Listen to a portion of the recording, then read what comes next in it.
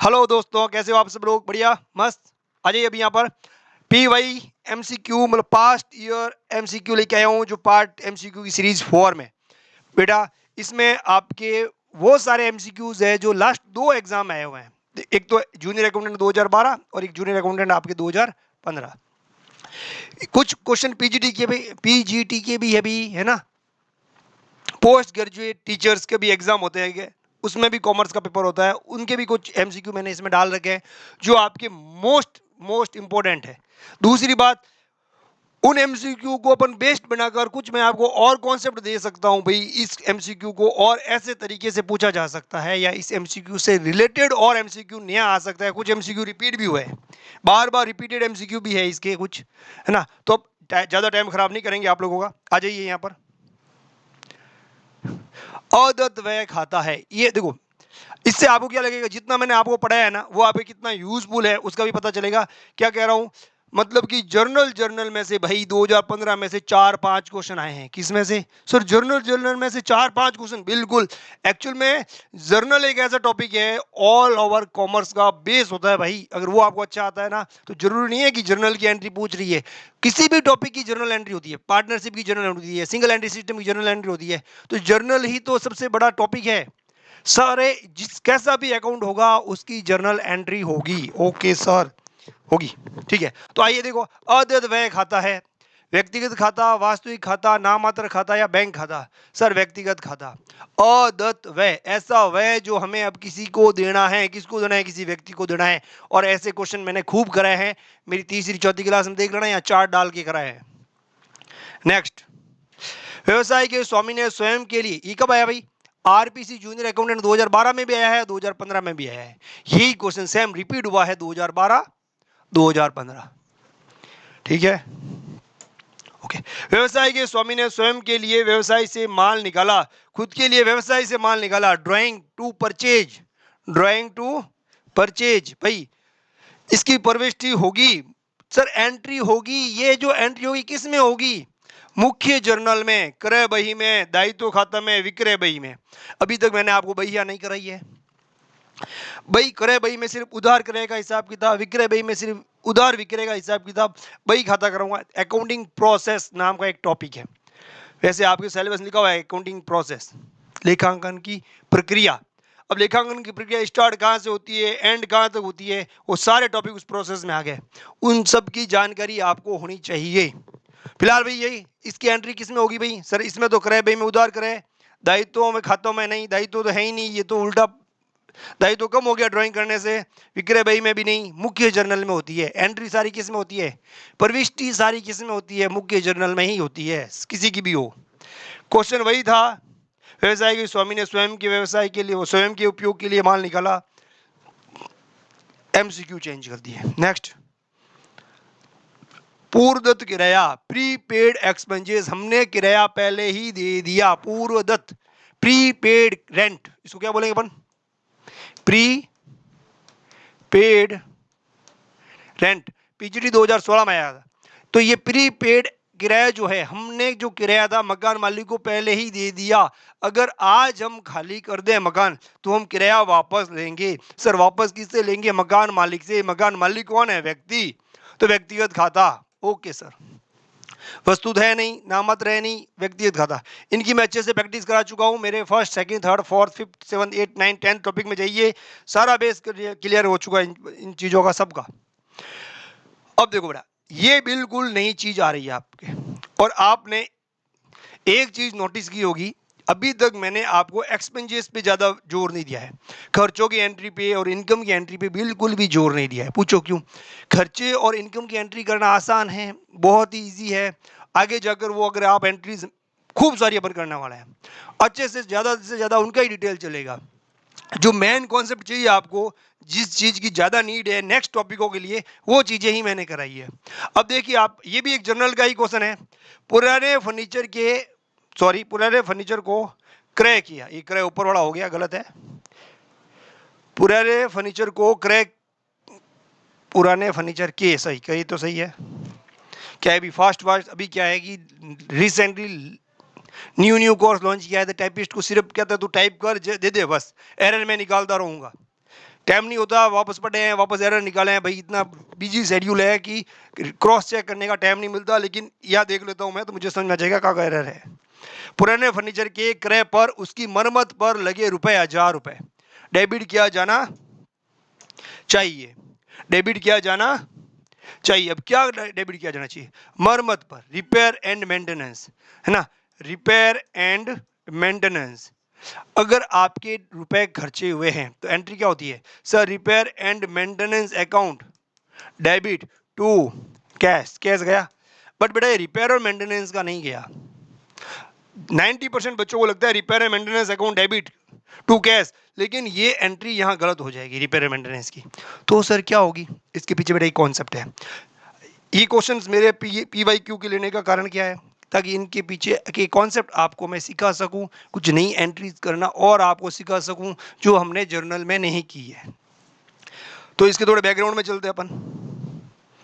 ये तो फर्नीचर का है, फर्नीचर को छोड़ो, 2-4 चीजें सिखा रहा हूं, वो चीजें सीखते हैं पहले अपन। भाड़ा दिया, freight, freight account debit to cash, ये 10,000 रुपया। मजदूरी दी तो wages account debit to cash. Sir अपना कैश जा रहा है, जा रहा है कि नहीं जा रहा है? 1000 रुपया सर जा रहा है, कोई दिक्कत? सर कोई दिक्कत नहीं, ये खर्चे हो रहे हैं। रिपेयर एंड मेंटेनेंस का खर्चा हुआ, repair and maintenance account debit to cash 10,000 रुपया।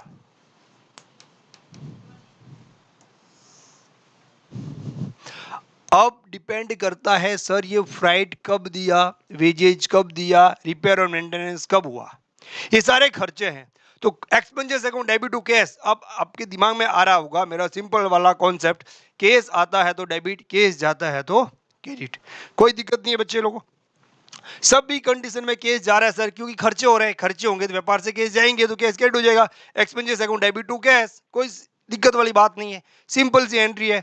बट एक चीज सोचिए, इसमें जैसे ये रही रिपेयर और मेंटेनेंस वाली, रिपेयर और मेंटेनेंस कब करते हैं अपन?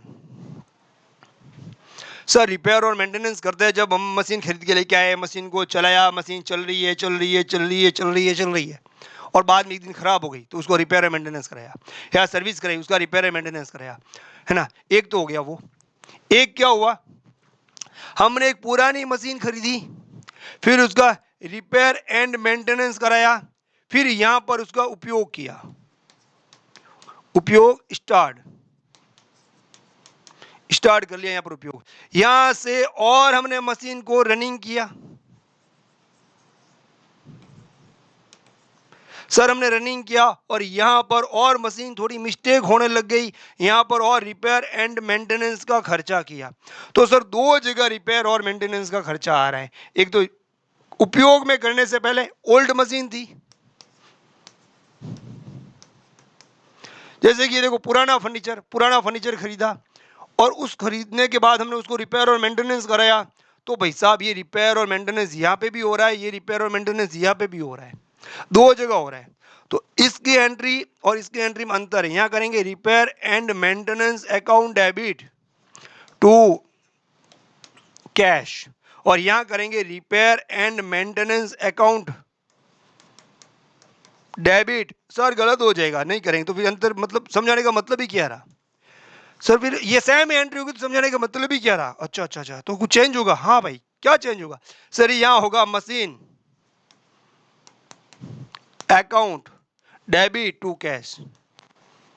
तो सर इस खरीदने की एंट्री ये भी क्या होगी? Machine account debit to cash, sorry to cash. इसकी भी machine account debit to cash, repair and maintenance की भी machine account debit to cash. और सर ऐसा क्यों होगा भाई? यहाँ पे देखो ये रिपेयर और maintenance account debit to cash, ये वाला खर्चा है, मशीन को काम लेने के बाद रनिंग एक्सपेंसेस, जब बिजनेस स्टार्ट हो जाता है उसके बाद का खर्चा, इसको बोलते हैं आयगत व्यय। क्या बोलते बेटा? आयगत व्यय। मशीन खरीदी और उसको उपयोग लेने से पहले तो के खर्चों के वो हो गए पूंजीगत व्यय। अभी मैं आपको आयगत व्यय और पूंजीगत व्यय में नहीं लेके जाना चाहता। रीजन क्या है बच्चों लोगों? आयगत व्यय और पूंजीगत व्यय में काफी डिफरेंस है, काफी पॉइंटों में डिफरेंस है।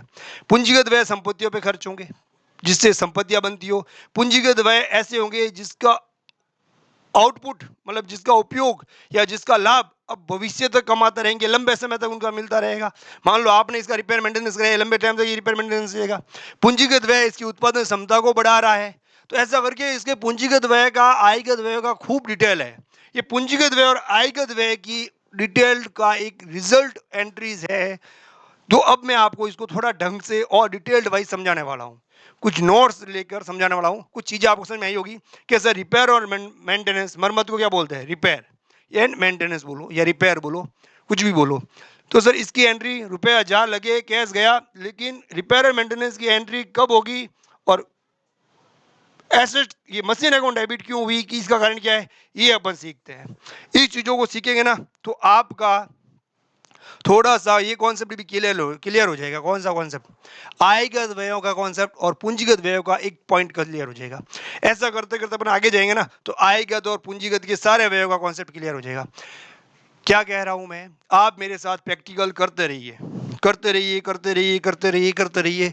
जब अपन कोर्स कंप्लीट प्रैक्टिकली कर लेंगे ना, मैं कह रहा हूं 6 घंटे की मैराथन लगाऊंगा थ्योरी की, स्टार्ट से एंड तक। फिर देख के फिर बताना किसी टीचर को, बोलना सर अब मेरे नंबर काट के दिखाओ, अब मेरे मार्क्स काट के दिखाओ। गारंटी से कहता हूं आप मेरे साथ प्रैक्टिकल करते रहिए, जैसे जैसे मैं पढ़ाता रहा हूं मेरा वीडियो आ रहा है उसको देखते रहिए, आप अपने कॉन्सेप्ट क्लियर करते रहिए। गारंटी से कहता हूं आपका कॉन्सेप्ट फंडामेंटल बैंकर स्ट्रांग हो जाएगा। आपको लगेगा ही नहीं आप आर्ट्स और साइंस के बच्चे हो, आपको लगेगा हम कॉमर्स के बच्चे हो। और गारंटी से कह रहा हूं कॉमर्स के बच्चे देख रहे हैं तो उनको डबल फायदा होगा। अब चलो सर आ जाइए यहां पर। अब क्या हुआ, हम सोचते हैं एक मशीन, इसी टॉपिक में एक मशीन लेके आए, ओल्ड मशीन। ओल्ड मशीन, ये आपने ओल्ड मशीन खरीदी, सर खरीद ली, इसको करा परचेज, 1 लाख रुपए में क्या करा बेटा, परचेज। इसको करा परचेज, वो भी कितने में, 1 लाख रुपए में। फिर इसको करा रिपेयर और मेंटेनेंस, रिपेयर एंड मेंटेनेंस, उसके ऊपर कितने खर्च कर दिए सर, 10,000। फिर ये पुट टू यूज हुई, पुट टू यूज का मतलब काम लेने के लिए तैयार हो गई मशीन। अब भाई साहब यहां पर हुई ये पुट टू यूज, इसके बाद यहां जब आगे चलेगी तो यहां पर क्या होगा, put to use, put to use. समझ में आया? मशीन खरीदने से लेकर पुट टू यूज का टाइम, एक टाइम हो गया यहां से यहां तक का, और एक टाइम हो गया यहां से आगे भाई फ्यूचर में कभी भी जाए तब तक। तो पुट टू यूज का उपयोग में आने से पहले और उपयोग से आने के बाद, ये बिफोर पुट टू यूज, ये क्या टाइम है अभी, टाइम कौन सा है, बिफोर पुट टू यूज, और ये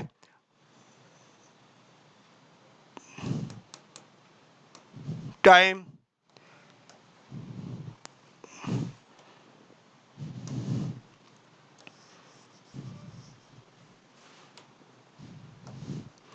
ये पॉइंट जो है उसको कहेंगे अपन after put to use.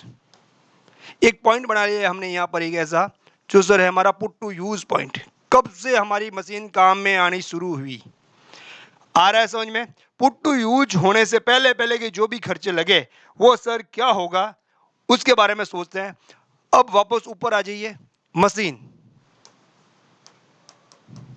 Machine purchase करी, कितने में परचेज करी भाई सर, 1 लाख रुपए में, कोई दिक्कत नहीं है। और वो भी मशीन कैसी थी, ओल्ड, पुरानी मशीन थी। तो सर ओल्ड मशीन थी तो एंट्री में ओल्ड लिखने की जरूरत नहीं है, machine account debit to cash, entry क्या हो जाएगी, एंट्री हो जाएगी sir machine account debit to cash, कोई दिक्कत नहीं है। लेकिन अब उसके ऊपर रिपेयर और मेंटेनेंस करा वहीं खरीदी और उससे कहा भाई ऐसा करो आप, ये चालू हो रही है सर, चालू नहीं हो रही, इसका थोड़ा ये पुर्जा है वो खराब है, ठीक है, कितने में चेंज होगा, 10,000 में, फिर चालू हो जाएगी, एकदम नई जैसी हो जाएगी सर, ये आपकी 2 3 4 साल फिर खराब नहीं होगी। मतलब अब उस संपत्ति पे जो खर्चा हो रहा है एसेट पे, है ना, अब प्लस इसमें ऐड करेंगे अपन खर्चा, जब तक अपन काम लेने की स्थिति में नहीं आ जाती किसी संपत्तियों को उस उसके ऊपर और खर्चे करके उसको काम लेने की स्थिति में लेके आ रहे हैं, तब तक के सारे खर्चे उस संपत्ति की कॉस्ट को बढ़ाएंगे, उस संपत्ति की वैल्यू को बढ़ाएंगे, उसकी उत्पादन क्षमता को बढ़ाएंगे, उसके कार्य करने की क्षमता को बढ़ाएंगे, उसकी जीवन और लाइफ की में वृद्धि कर देंगे। खूब सारे पॉइंट है पूंजीगत व्ययों के, लेकिन ये आपके प्रैक्टिकल से थ्योरेटिकल अपने आप हो जाएगा। फिर इसके मैं एमसीक्यू दूंगा तो आप आराम से क्लियर कर लोगे। अब आ जाइए सर, इसने हमने किया repair and maintenance. Repair and maintenance C कितने का सर? 10,000 का। अब मशीन बहुत बड़ी थी, बहुत भारी थी। अब मशीन को हमने गाड़ी में डाला और यहां से मतलब मार्केट से अपन घर तक लेके आए, जहां से हमने खरीदी वहां से लेकर कहां तक लेके आए? फैक्ट्री तक लेके आए, या अपने दुकान तक लेके आए, अपनी शॉप में या बिजनेस में लेके आए, वहां तक के खर्चों के ऐड फ्राइट,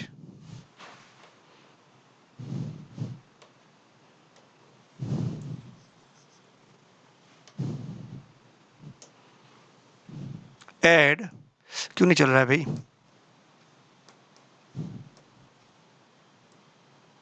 फ्राइट या इसको बोलते हैं कैरेज।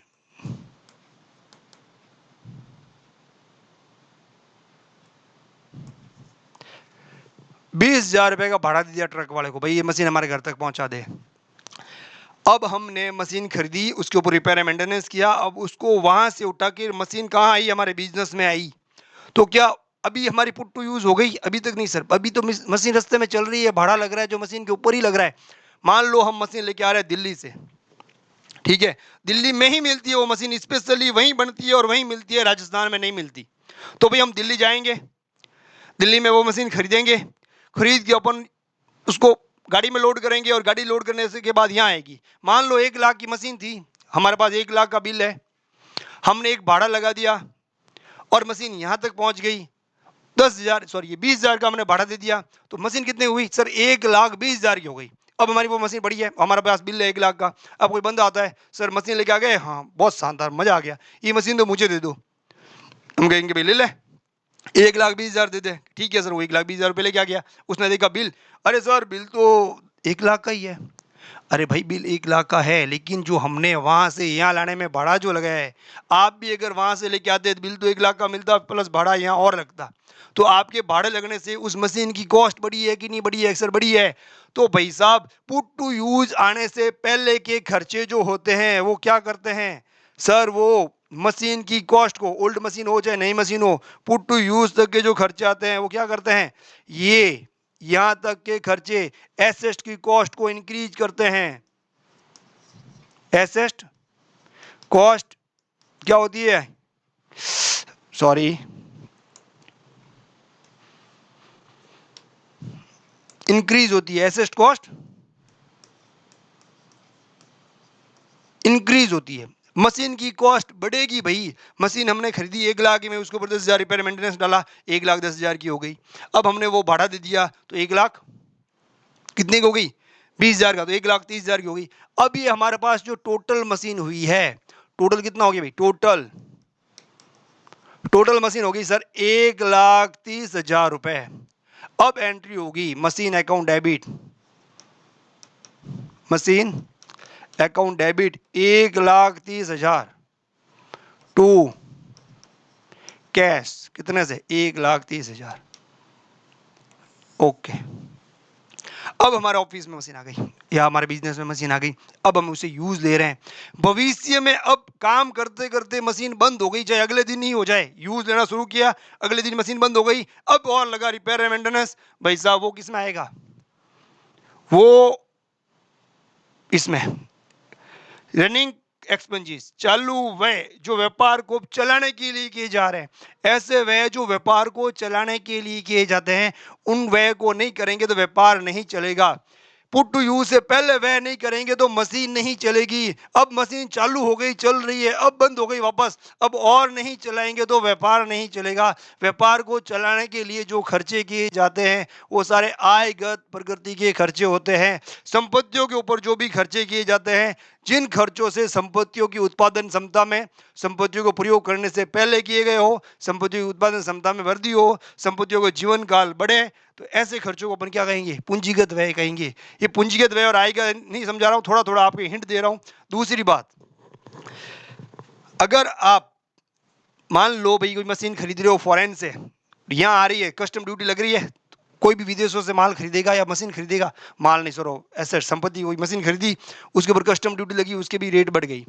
ऐसा कैसा माल में भी है, परचेज करोगे आप, परचेज करा, दिल्ली गए, माल वहां से परचेज करा, वहां से माल यहाँ पर आया तो भाड़ा लगा, तो भाड़ा भी वो किसी होगा, परचेज में ऐड होगा। अलग से भाड़े की एंट्री अलग से नहीं होगी, परचेज की एंट्री अलग से होगी। जब तक आपके दुकान में माल नहीं आ जाए, तो इसको लेकर मैं थोड़ा और डिटेल में बताने वाला हूँ, ठीक है, वो आगे चलेंगे। अभी हमारे संपत्तियों के ऊपर सिखा रहे हैं। फ्राइट का ट्रेडिंग अकाउंट और पी&ल अकाउंट जब आपको पढ़ाऊंगा, ट्रायल बैलेंस पढ़ाने के बाद फाइनल अकाउंट स्टार्ट होंगे, तब मैं आपको बताऊंगा परचेज की कॉस्ट में क्या क्या ऐड होता है, ट्रेड डिस्काउंट लेस होता है, डिस्काउंट लेस होता है, और कौन कौन कौन से खर्चे जुड़ेंगे, है ना, कैरेज इनवर्ड कौन कौन सी जुड़ेगी, कौन कौन सी नहीं जुड़ेगी, और कौन किस तरह का नेचर का बिजनेस है, उस हिसाब से अलग अलग खर्चे होते रहते हैं। यहाँ तक समझ में आया कि नहीं है? अब जो भाई अपने पास मशीन है, उस मशीन को उपयोग में लेने लायक तक के जो खर्चे बना रहे हैं, वो सारे खर्चे क्या माने जाएंगे? मशीन की लागत को बढ़ाने वाले माने जाएंगे। तो मशीन की लागत से एंट्री होगी। अब देखो, पुराने फर्नीचर के क्रय, ये क्रय ऊपर वाला काट देना, क्रय पर उसकी मरम्मत पर लगे 1,000 रुपए डेबिट किया जाना है। अब पुराना फर्नीचर था, उसकी मरम्मत करी, फिर ही तो वो काम लेने लायक बनेगा। तो काम लेने लायक बनने से जो पहले के खर्चे जो भी होते हैं, वो उस संपत्ति की लागत से, उसकी संपत्ति की लागत को बढ़ाता है, तो उस संपत्ति के नाम से ही खर्चे करेंगे। मान लो इधर देखो, मैंने खरीदी मशीन ना, तो मशीन अकाउंट डेबिट 1,00,000 की, ये 1,00,000 की, फिर मैंने उसको रिपेयर मेंटेनेंस करा, ये पहले ही करा, मान लो उपयोग के पॉइंट के बाद नहीं, उपयोग के पॉइंट से पहले ही करा, तो और एंट्री कर दूं यहाँ, repair and maintenance account debit to cash, यहाँ पे भी कैश गया, कैश, ये 10,000, ये 10,000। अब मैंने क्या कहा, मशीन अकाउंट डेबिट, दूसरा repair and maintenance account debit, ये तो खर्चे की एंट्री हो गई। तो सर इससे कहा मशीन बढ़ी? नहीं बढ़ी। तो मतलब आपने खर्चा तो यहाँ करा, एंट्री आपने कर दी रिपेयर और मेंटेनेंस से, इसका मतलब आपने मशीन खाते को नहीं बढ़ाया है भाई लोगों, आपने ये एंट्री गलत कर दी। ये एंट्री तो यहाँ पे होनी चाहिए थी, ये एंट्री कहाँ होनी चाहिए थी? यहाँ पर। उपयोग लेने के बाद चालू हो गई मशीन, अब चला रहे हो आगे जाकर, अब खराब हो गई, तब करते हैं, तब रिपेयर एंड मेंटेनेंस की यहाँ होती है, repair and maintenance to cash यहाँ होती है, यहाँ पर नहीं। तो सर इस एंट्री को कैसे सुधारेंगे? तो भाई इस एंट्री को या तो या मशीन अकाउंट में 1,10,000 कर दो, बढ़ा दो, या यहीं पर रिपेयर और मेंटेनेंस की अलग से एंट्री कर दो, जिसमें ऊपर तो लिखना पड़ेगा machine account debit to cash, और नरेशन लिखेंगे being amount expenses on machine for repair and maintenance. इससे आपको समझ में आएगा ये भी मशीन पे ही लगा खर्चा है, और यहाँ पे मशीन अकाउंट डेबिट, यहाँ पे मशीन अकाउंट डेबिट, मशीन 1,00,000 से डेबिट, मशीन 10,000 से डेबिट, तो टोटल कितना से डेबिट? 1,10,000 से मशीन डेबिट। तो भाई साहब अब आ जाइए यहाँ पर, आपने जो खर्चा किया है वो क्या किया है, किसके ऊपर किया है? फर्नीचर के ऊपर किया है। तो फर्नीचर कब किया है? मरम्मत का किया है। और कैसे फर्नीचर का किया है? सर पुराने फर्नीचर का किया है। कैसे फर्नीचर का किया है? सर पुराने फर्नीचर किया है। इस 1,000 से फर्नीचर की लागत बड़ी है, मतलब फर्नीचर की कॉस्ट बड़ी है, जिससे हमारा खर्चा आयगत नहीं हुआ है, पूंजीगत हुआ है। तो furniture account debit to cash करेंगे सर, रिपेयर मेंटेनेंस से एंट्री नहीं करेंगे। ये रिपेयर मेंटेनेंस फर्नीचर को उपयोग में लेने से पहले तक किया गया खर्चा है। तो 1,000 रुपये, तो यहाँ लिख देंगे अपन 1,000 रुपया। तो भाई साहब अब डेबिट क्या जाना है, इस एंट्री में क्या डेबिट हुआ है? सर फर्नीचर खाता डेबिट हुआ है, ये लो सर फर्नीचर खाता डेबिट हुआ है। अब एक सर अपने पास अब कॉन्सेप्ट आ गया। कॉन्सेप्ट क्या आ गया? सर मार्केट से कोई भी एसेट को खरीद कर एसेट फैक्ट्री में आई। अब सोचो मैं बता रहा हूं, एक एसेट है, संपत्ति है, जिसको हमने खरीदा 1,00,000 में, वहां से खरीदा, वहां से भाड़ा दे के अपने यहाँ लेके गए 10,000 का, तो कॉस्ट बढ़ गई, 1,10,000 हो गई। यहाँ लेके आए, अब भाई साहब हमको मशीन समझ में ही नहीं आ रही कि ये कैसे जुड़ेगी, 3-4 अलग अलग पार्ट से, उसको स्टेब्लिशमेंट करने का बुलाया इंजीनियर को, भाई साहब आगे, और कंपनी की पॉलिसी में नहीं था कि भाई हम आके उसको जोड़ेंगे। हमने उस आर्किटेक्ट को बुलाया और कहा भाई इसको है ना थोड़ा जोड़ के हमारे यहाँ एस्टेब्लिश कर दो, कि ठीक है सर। तो उसने देख के कहा, अरे सर ये मशीन तो भयंकर वाइब्रेट होती है, अभी ये जोड़ भी दूं, ये लो मैंने जोड़ दी, लेकिन अब इसको स्टेब्लिश करने का खर्चा लगेगा, स्टेब्लिशमेंट एक्सपेंसेस। स्टेब्लिशमेंट एक्सपेंसेस लगेगा, हाँ सर बिल्कुल लगेगा। कितना लगेगा सर? 20,000। क्या करना पड़ेगा? एक बहुत बड़े लोहे की सीला लानी पड़ेगी, मतलब लोहे की चादर लानी पड़ेगी, उसके ऊपर हॉल करने पड़ेंगे, उसके ऊपर भी खर्चा लगेगा, फिर इस मशीन को उसके ऊपर रखना पड़ेगा, फिर इसको स्टेब्लिश करना पड़ेगा, फिर आप इसको काम में ले सकते हो। तो भाई साहब वहां से लेकर स्टेब्लिशमेंट के खर्चे भी हो रहे हैं ना, स्टेब्लिशमेंट करने का खर्चा। तो स्टेब्लिशमेंट खर्चे से भी उस मशीन की कॉस्ट ही बढ़ रही है, तो वो अभी एंट्री उस मशीन से ही होगी। आपके वो जो अलग खर्चे कर रहे हो ना, उसको ऑयल करने की, उसके ऊपर लेबर और वेजेस जो लग रही है, उनसे एंट्री नहीं होगी, सीधी मशीन के नाम से एंट्री होगी। ऐसी एक लिस्ट बनेगी और मशीन की कॉस्ट बढ़ती रहेगी। जो फाइनल कॉस्ट बढ़ेगी तो इनकी एंट्रियां नहीं होगी, मशीन के नाम से एंट्री होगी बस। तो एंट्री कितने अमाउंट से होगी? 1,00,000 से ना होकर अब यहाँ 1,30,000 से होगी। भाई साहब आशा करता हूँ आपको अच्छे से समझ में आया। किसी भी संपत्तियों को उपयोग में लेने से पहले तक के किए जाने वाले खर्चे सब क्या माने जाएंगे? पूंजीगत माने जाएंगे। संपत्ति खरीदी उपयोग में लेने से पहले ही हुआ खर्चा, ये भी पूंजीगत माना जाएगा। उसको रिपेयर एंड मेंटेनेंस कराया, पूंजीगत माना जाएगा। उसको स्टेब्लिशमेंट किया गया, उसको भी पूंजीगत माना जाएगा। और पूंजीगत खर्चों की एंट्री में उस संपत्ति पे जिस पे खर्चे हो रहे हैं उसी संपत्ति के नाम से एंट्री होगी। और भाई खर्चे और व्यय के नाम से एंट्री नहीं होगी। उस संपत्ति को पुट टू यूज का एक पॉइंट होगा, आज के बाद हम उसको यूज लेंगे, उसको यूज लेना स्टार्ट कर दिया, अब आगे से जो भी खर्चे होंगे वो आयगत प्रवृत्ति के माने जाएंगे। लेकिन यहाँ पर भी ध्यान रखना, यहाँ पर भी ऐसा खर्चा, यहाँ पर भी ऐसा खर्चा जो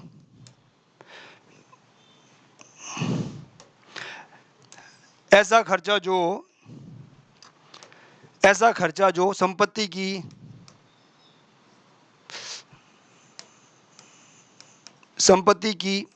समता को बढ़ाए,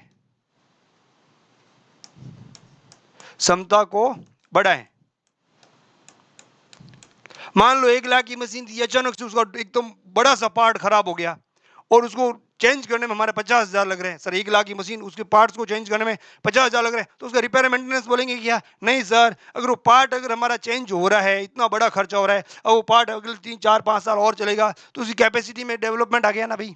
तो ऐसे संपत्तियों के जो बड़े खर्चे जिसका उपयोग हम आगे तक लेते रहेंगे, मान लो हर साल रिपेयर मेंटेनेंस का खर्चा होता है, हर साल रिपेयर मेंटेनेंस का खर्चा होता है, तो उसके आगे रिपेयर मेंटेनेंस का खर्चा कितने साल का चलेगा? 1 साल ही चलेगा। कितने साल चलेगा? सर 1 साल ही चलेगा, अगले साल नहीं चलेगा, अगले साल और रिपेयर मेंटेनेंस का खर्चा करना पड़ेगा। तो भाई वो खर्चा आयगत है, हर साल करना पड़ रहा है वो खर्चा, जिसका फायदा 1 साल ही मिलेगा, वो आयगत है। और वो खर्चा जो संपत्तियों पे कर दिया उसका आपको उपयोग जीवन भर मिलेगा, भविष्य तक मिलेगा, तो ऐसे खर्चों को अपन क्या कहेंगे? पूंजीगत कहेंगे। तो ये आएगा तो पूंजीगत, थोड़ा थोड़ा डिटेल देते जा रहा हूं, इसके भी आपको नोट्स मिलेंगे अच्छे से। अभी तक तो क्वेश्चन आया नहीं, ये हमें कोई भी थ्योरी का पार्ट नहीं छोड़ना है। वह होते हैं आयगत, पूंजीगत, आस्तिगत, ये खूब सारे ऐसे वह होते हैं, प्रत्यक्ष, अप्रत्यक्ष, सारे के सारे समझ में आ जाएंगे। कब समझ में आएंगे? जब इनका अपन प्रैक्टिकल करते जाएंगे, एंट्री भी हो जाएगी थ्योरी में फिर मुझे बहुत कम टाइम लगेगा बच्चे लोगों को, जब मैं थ्योरी कराऊंगा ना, अगर इन सबकी आपको बैकग्राउंड पता हो, डिटेल पता हो, तो जब अपन थ्योरी उठाएंगे ना, तब आपको आराम से वो चीज़ें समझ में आएगी। चलो सर अच्छी बात है, अच्छे से समझ में आया, इसका आंसर ये है। आगे चलिए। ब्याज कमाया लेकिन प्राप्त नहीं हुआ, मैंने क्या कहा? ब्याज तो कमा लिया लेकिन प्राप्त नहीं हुआ। दूसरे तीसरे टॉपिक में है उपार्जन आय वाला, एक्रूड इनकम। क्या हो गई ये? Accrued income. एक्रूड इनकम क्या होती है भाई? हमने कमा ली लेकिन कहीं और पड़ी है, हमें अभी तक मिली नहीं है, ये हमारी संपत्ति भी है। और इसको क्या बोलेंगे? उपार्जित आय भी बोलेंगे, उपार्जित संपत्ति भी बोलेंगे, है ना। तो भाई सर क्या है ये? सर उपार्जित संपत्ति है, एक्रूड इंटरेस्ट, इसको क्या बोलेंगे? कमाया, एक्रूड।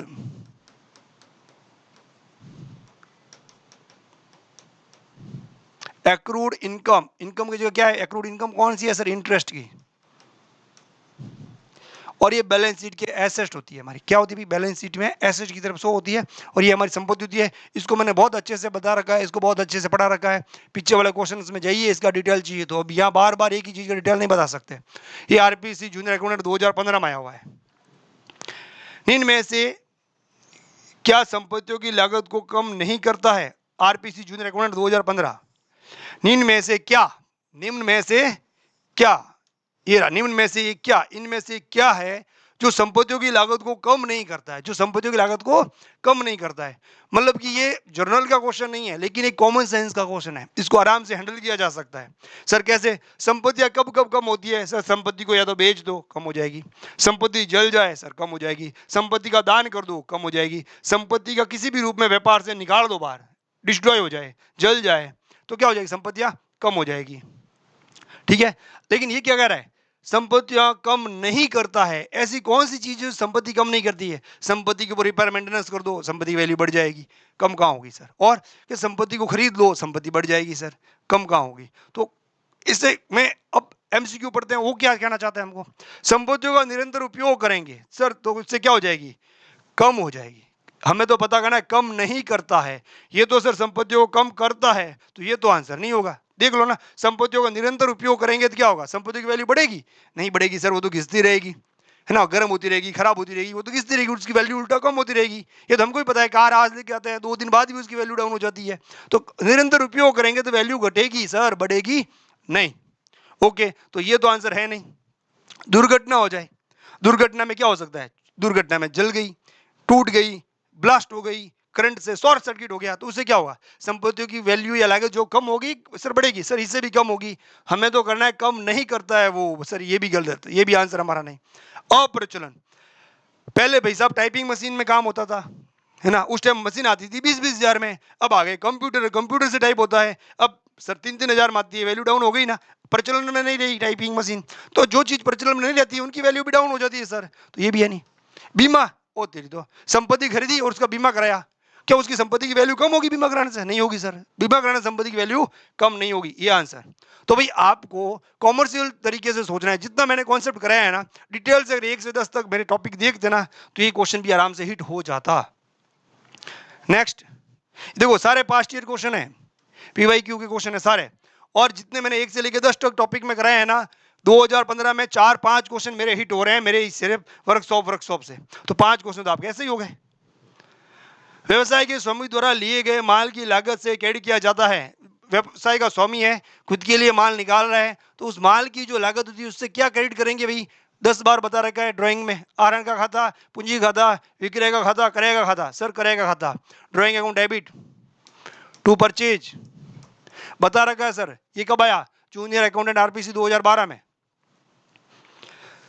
एक एग्जाम हुआ था 16 में, एक एग्जाम हुआ था 15 में। 16 के क्वेश्चन और 15 के क्वेश्चन में डाल रखे हैं। सबसे ज्यादा हमारे 15 में क्वेश्चन आए हैं जनरल एंट्री में से। नेक्स्ट, माल दान में देते समय जिन खातों को जमा किए हैं वो हैं कौन? कौन से खाते जमा किए जाते हैं? दान में दिया माल, तो मैंने क्या बताया, कल ही बताया था लास्ट वाले में, जब भी माल कम होता है सर तो परचेज क्रेडिट होता है। सेल्स के अलावा भाई माल कम, माल आया, माल गया, माल आएगा तो बढ़ेगा, माल जाएगा तब घटेगा। ठीक है, माल आने के तरीके सर माल परचेज कर लो, माल जाने के तरीके माल को बेच दो, माल को जला दो, माल को चोरी हो जाए, माल का दान दो, माल की चैरिटी कर दो, माल का फ्री सैंपल कर दो, माल की एडवर्टाइजमेंट कर लो। उससे क्या होगा? आपका माल कम ही होना है। तो जब माल कम होता है, कम होने के सर खूब कारण है, लेकिन उसमें से सेल्स को छोड़ देना। बाकी जब भी माल कम होगा, कम होने का आपको पता चले क्वेश्चंस में, इसमें माल कम हो रहा है तो टू परचेज करना है सर, टू परचेज करना है। क्या करना है? परचेज को सीआर करना है। तो यहाँ पर क्रय खाता सीआर होगा, है ना। माल कम हो रहा है, दान में दिया, माल दान में दिया, डोनेशन,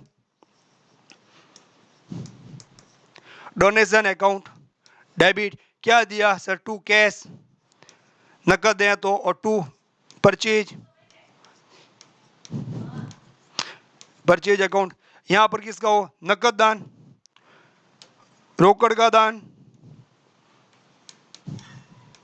रोकड़ का दान। यहां पर किसका? सर माल का दान। कहां दिक्कत आई? तो जब माल रोकड़ दान करेंगे, डोनेशन अकाउंट डेबिट टू रोकड़ सीआर होगा। जब माल दान का करेंगे तो डोनेशन अकाउंट डेबिट टू माल, मतलब टू परचेज होगा। सीधी सी बात है सर। आरपीसी 2015। व्यवसाय के स्वामी द्वारा किए गए माल की लागत से क्रेडिट किया जाता है। ये 2000 जूनियर अकाउंटेंट आरपीसी 2012 में भी आया और पीजीटी 2014 में आया। मतलब पोस्ट ग्रेजुएट टीचर के एग्जाम में 2014 में ये आया हुआ है और 2012 के आरपीसी जूनियर अकाउंटेंट में आया हुआ है। व्यवसाय के स्वामी द्वारा लिए गए माल की लागत से क्रेडिट किया जाएगा। किसकी लागत से क्रेडिट किया जाएगा सर? भाई क्रय खाता। सर पीछे वाला जूनियर आरपीसी 12 का था क्या, देखते हैं भाई। आरबी जूनियर अकाउंट 2015, यही क्वेश्चन 2012 में भी आया है, यही क्वेश्चन 2015 में भी आया है और पीजीडी 2014 में भी आया है। तो क्वेश्चन इंपॉर्टेंट बनता है सर, बार बार आ रहा है, रिपीट हो रहा है। तो भी हर बार ड्राइंग के रूप में आ गया, कभी माल के दान के रूप में आ गया, कभी व्यक्ति के आहरण के रूप में, देखो 2000 आरपीसी 2012 में आ गया। ये क्वेश्चन शायद डबल प्रिंट हुआ है, ये ऊपर वाला क्वेश्चन ही डबल प्रिंट हुआ है, नहीं पीजीटी 2014 में आया ना, इस वजह से डबल प्रिंट हुआ है, टाइप हुआ है। क्यों ये 12 में आया तो वहां टाइप कर रखा है, 14 में आया तो एक बार इसी क्वेश्चन को 2 बार टाइप हो गया, कोई दिक्कत नहीं है। अमूर्त संपत्तियों का एक उदाहरण है, अमूर्त का मतलब अदर्शी संपत्ति, मैंने बताया था ना। वस्तुएं कितनी होती है, टेंजिबल, इनटेंजिबल। टेंजिबल जो दिखती है, जिसको छू सकते हैं, जो भौतिक रूप में हमें महसूस होती है, ये भौतिक रूप में है, ये भौतिक रूप में है। ऐसी वस्तुएं जो दिखती नहीं है, जिसको छू नहीं सकते, जिसको महसूस नहीं किया जा सकता, लेकिन उनका लेन देन तोल भाव हो सकता है, तोल नहीं हो सकता, मोल भाव हो सकता है। ठीक है बेटा, तो क्या है प्रारंभिक व्यय, ये देखो प्रारंभिक व्यय इसको बोलते हैं प्रीलिमिनरी एक्सपेंसेस, जो व्यापार शुरू करते हैं ना स्टार्ट में, जो छोटे मोटे खर्चे हो जाते हैं। जैसे मान लो मकान वाला 1 लाख रुपए लेके निकला मशीन खरीदने, जाते जाते उसके भाड़े लग गए, उसको यहाँ से वापस आने का, दिल्ली गया भाड़ा लग गया, वापस आया भाड़ा लग गया, है ना। वहां पर छोटे मोटे खाने मुझे खा लिए, 3 दिन रुका, वो खर्चा आ गया, ऐसा करके 10,000 खर्चा आ गया। और 90,000 की मशीन लेके आ गया, तो 1 लाख तो खर्चा हो गया ना, तो 90,000 की machine account debit to cash. अब भाई साहब कुछ खर्चे ऐसे व्यापार के प्रारंभ होने के खर्चे, वो भी व्यवसाय शुरू हुआ है, व्यापार के मालिक से तो पैसा व्यापार में गया ना, तो primary expenses account debit to cash, primary expenses, ये डेफर्ड एसेट होती है, आस्तिगत संपत्तियां होती है, ये अमूर्त संपत्तियां नहीं होती। ये क्या होती है, आस्तिगत। मैं इनके बारे में टॉपिक उठाने वाला हूं बेटा, टेंशन मत लो। लेकिन अमूर्त इसमें से कौन सी है, प्रारंभिक व्यय, ये भी नहीं, आस्तिगत है। अंशों का, ये भी आस्तिगत है। लाभ हानि खाते का डेबिट, ये भी आस्तिगत है। एकस्व पेटेंट, पेटेंट का मतलब क्या होता है भाई, कोई भी आपने फॉर्मूला, कोई भी आपने डिजाइन, कोई भी आपने कोई ऐसी चीज जो आपने फर्स्ट टाइम आपके दिमाग में आइडिया आया, उस आइडिया को, आइडिया फॉर्मूला डिजाइन, ये सब आप क्या करते हो, पेटेंट कराते हो, ताकि वैसा कोई और दूसरा नहीं कर सके। तो वो आपकी वस्तु होगी, उस पेटेंट को, उस आइडिया को, उस डिजाइन को आप किसी और को बेच सकते हो ना। तो बेच सकते हैं ना, उस चीज को, वस्तु है, बेचा किसको जाता है, वस्तुओं को, खरीदा किसको जाता है, वस्तुओं को। लेकिन ये पेटेंट है, इसको खरीद सकते हो, इसको बेच सकते हो, लेकिन सर ये पेटेंट दिखता नहीं है ना। ओके, तो इसको इसलिए इसको बोलते हैं अमूर्त। ये आया पीजीटी 2012 में। यदि सीता से प्राप्त स्वीकृति है, खतरनाक क्वेश्चन है। यदि सीता से प्राप्त स्वीकृति, ओ तेरी तो, सीता से प्राप्त स्वीकृति,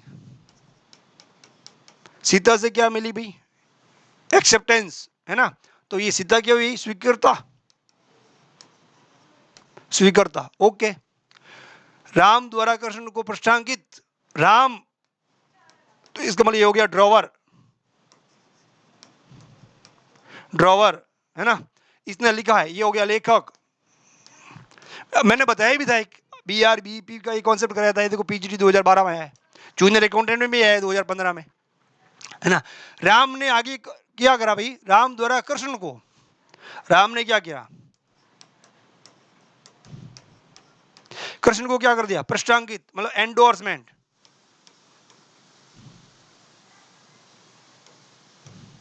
एंडोर्समेंट को हिंदी में क्या बोलते हैं, पृष्ठांकित।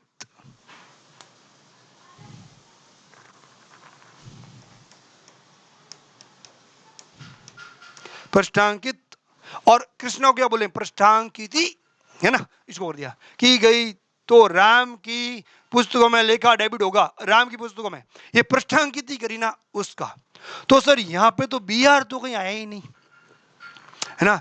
तो खाता डेबिट होगा, जैसे कि राम ने इसको एक लिखा, तब तो ये क्या था, ड्रॉवर, इसने कर दी एक्सेप्ट और इसको वापस मिल गया, क्या मिलेगा इसको, सर इसको BR मिलेगा। इसके लिए ये BR है, सीता की पुस्तकों में ये BP है, ध्यान देना। वापस मैंने क्या बताया, वही चीज राम की पुस्तक, सॉरी राम की पुस्तकों में क्या है, BR है, वही चीज सीता की पुस्तकों में BP है। ओके सर, ये BR इसको दे दी, ये कृष्णा हमसे पैसा मांग रहा था, इसने इसको BR दे दी।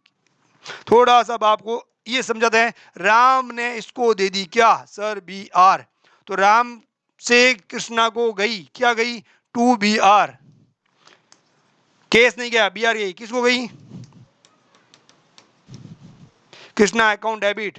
तो भाई फाइनली डेबिट क्या होगा, कृष्णा अकाउंट, कृष्णा का खाता। ये इसका मैं आपको आज डिटेल्ड में थोड़ा कॉन्सेप्ट बताऊंगा। किसकी पुस्तक, इसकी पुस्तकों में क्या लिखा होगा, इसकी पुस्तकों में क्या लिखा होगा, इसकी पुस्तकों में लिया क्या लिखा होगा, इसका इससे क्या संबंध है, इसका इससे क्या संबंध है, इसका इससे क्या संबंध है, इसका इससे क्या संबंध है। क्योंकि भाई बी आर, मैंने देखा है पेपर का एनालिसिस किया है, बी आर एंड बीपी का लैंग्वेज में एक ढंग का क्वेश्चन दिया है, 3 नंबर का क्वेश्चन होता है, अभी कम नहीं होता। तो 3 नंबर के लिए आपको घुमाएगा दिमाग, आपको कुछ चीजें ड्रॉ करने के लिए तो मजबूर करेगा ही करेगा गारंटी से। तो आप कुछ चीजें तब ड्रॉ करोगे तब कुछ चीजों की डिटेल्ड होगी, तो उसमें आपका टाइम तो लगेगा ही लगेगा। तो भाई लोगों, ये चीजें अगर आपको बी आर और बीपी का अगर कॉन्सेप्ट तगड़ा हो, एक तो नंबर क्वेश्चन आएगा ही आएगा। बिल्स ऑफ एक्सचेंज का भी कॉन्सेप्ट आपको आना चाहिए।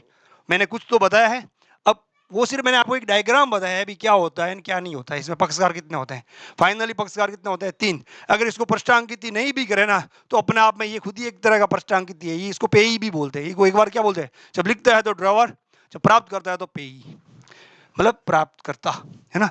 तो एक किस कंडीशन में होता है, लेखक होता है प्राप्त करता, स्वीकर्ता, देने वाला, इनमें से कोई नहीं। तो फिर क्या होता है, वो प्राप्त करता, लेखक ही प्राप्त करता होता है। जो बिल को लिखता है वही प्राप्त करता होता है, जो बिल को स्वीकृत करता है वो देता होता है, लेनदार सॉरी देनदार होता है उस व्यक्ति का, या ये क्या होगा, उसको देने वाला होगा।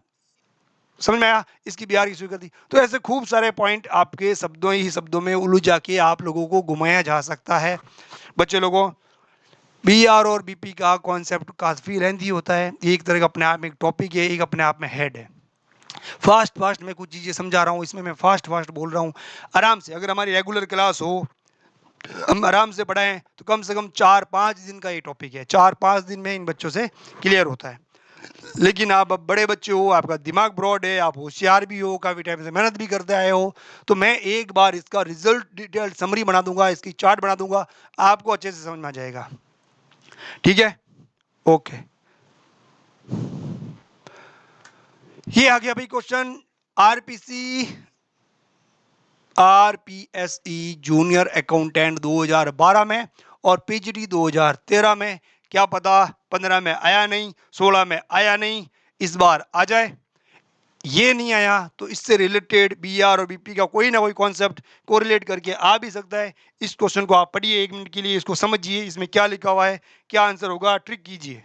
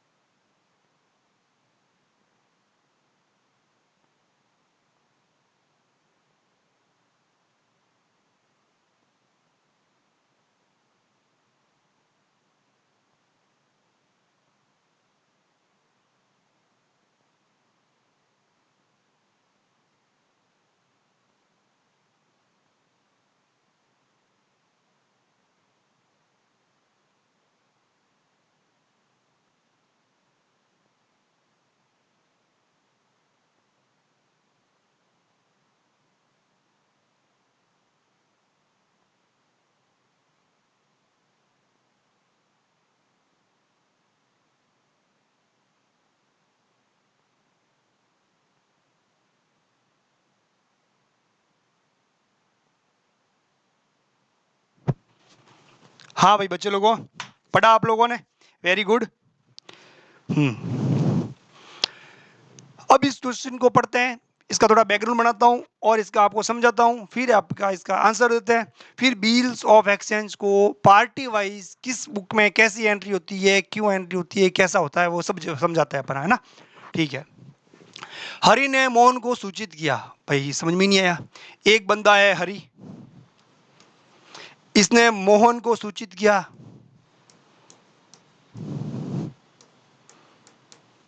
क्या सूचित किया कि राम की 3,000 रुपए की स्वीकृति, स्वीकृति किसने दी, सर राम ने दी, ओके। जिससे मोहन ने हरि को प्रश्नांकित करा। मोहन ने किसको प्रश्नांकित करा था? सर हरि को प्रश्नांकित करा, इसने इसको दिया।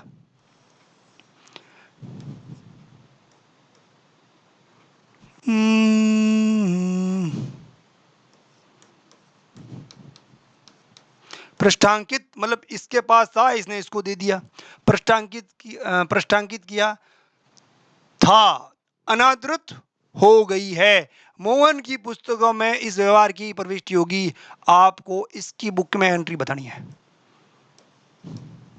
बुक के अंदर एंट्री बतानी है। इस बुक में क्या एंट्री होगी, क्या एंट्री होगी? और एंट्री किसकी बतानी है भाई? अनादृत, डिसऑनर, अनादृत हो गई। क्या हो गई? अनादृत हो गई। तो दिक्कत क्या हुआ भाई साहब? इसने लिखी, इसने स्वीकार की, ये भाई साहब इससे पैसा मांग रहे थे वापस। मोहन से अब कौन पैसा मांगता है? हरी। हरी इसके पास गया, भाई साहब कुछ पैसे दे दो। इसका पैसा था नहीं कि इसके एक्सेप्टेंस मेरे पास पड़ी है, 3 महीने बाद पैसा मिल जाएगा। भाई बार बार आने की जरूरत नहीं है, बीआर लेके जाओ और किस्सा खत्म, है ना? ठीक है। अब भाई साहब राम लिखने वाला, राम देने वाला, अब राम ने दिया नहीं, और यहाँ ये 3 महीने पूरे हो गए, इस बंदे ने पैसे दिए नहीं। ये गया इसके पास, भाई साहब आपका बीआर पड़ा है मेरे पास, आपका बीआर जो आपने मोहन को दिया था मेरे पास पड़ा है, पैसे दो। राम में कर्म फुटे मोहन के, जानता ही नहीं कौन मोहन, कहता बीआर हट हो गया। हरि के बाप जी आया वापस, मोहन को सूचित करा, अरे भाई साहब मोहन, आपने जो मुझे बीआर दी है जिसके ऊपर राम की स्वीकृति है, वो डिसऑनर्ड हो गया, अनादृत हो गया, इसके यहां अनादृत हो गया, बुरी आर मतलब गंदी भी आर हो गई, अनादृत हो गई, है ना? अब पैसा नहीं मिला। ठीक भाई, तो भाई साहब हरि क्या करेगा? इससे वापस पैसा मांगेगा। मोहन भी अब इससे वापस पैसा मांगेगा, भाई तेरा बीआर हुआ ही नहीं, क्लियर नहीं हुआ, पैसे दो। ये तो मोहन की पुस्तकों में हरि भी पैसा मांग रहा है अब वापस, और मोहन राम से भी मांग रहा है। अब वापस देखो, सोचो, एक शॉर्ट में बता रहा हूं, इसका बैकग्राउंड पूरा खड़ा करूंगा तब इसकी एंट्री आएगी, आपको बराबर एंट्री आएगी। ठीक है, अब इसी कॉन्सेप्ट को अपन एकदम डिटेल वाइज लेते हैं। सर बिल्कुल सर, ले लीजिए सर प्लीज। देखिए 3 पार्टी हो गई, 3 पार्टी होगी अपने पास। हमारे पहले ही कौन था? मोहन। और कौन है? हरि। और कौन है?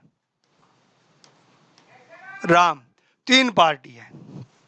ठीक है, अब इस पार्टी की जड़ स्टार्ट होती है यहां से। ड्रॉवर कौन? मोहन। मोहन क्या है? लेखक।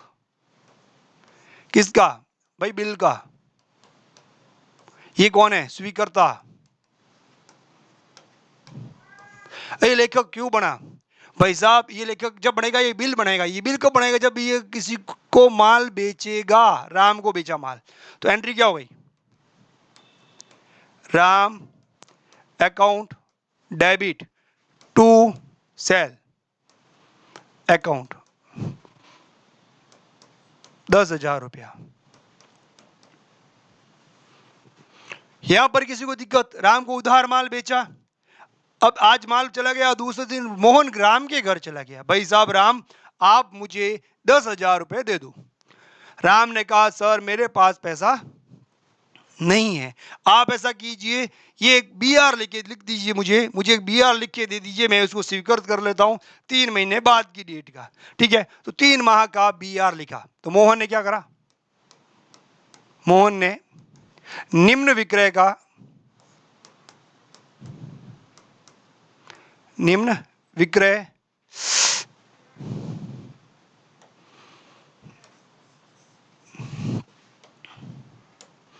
निम्न विक्रय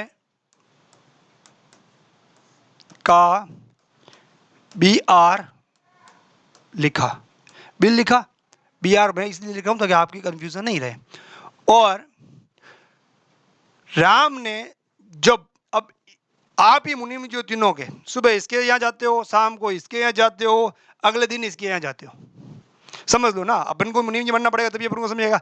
राम ने क्या करा भाई? मोहन से माल खरीदा, तो ये क्या रहेगा परचेज। तो इसकी पुस्तकों में एंट्री क्या होगी, इसकी पुस्तकों में एंट्री होगी purchase account debit to Mohan. यार एक तो पेन फैल जाता है।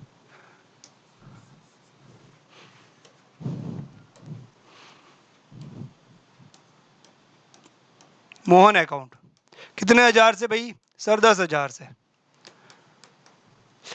अब इसने बेचा इसने खरीदा कोई दिक्कत नहीं। अब राम आया तो मोहन ने उसको क्या दे दिया, बिल एक्सेप्ट करके दे दिया है ना। निम्न क्रय पर, निम्न क्रय के लिए या उक्त क्रय, उक्त क्या ऊपर वाला होगा निम्न, जो भी आप समझ लेना है ना। मैं लिखूंगा तो इंग्लिश में अबव परचेज, उक्त परचेज, उक्त क्रय, उक्त में मैं नहीं घुस रहा है ना। इस क्रय के लिए ये समझ लो ना, निम्न ये और माँ, सॉरी बच्चे लोगों माफ करना, कंट्रोल जेड भी नहीं होता, ये अगर पैनल होता तो सही रहता। चलो बच्चों कोई बात, इस चीज को अपन पैनल पे समझाते हैं, उसमें अपना काम भी फास्ट हो जाएगा।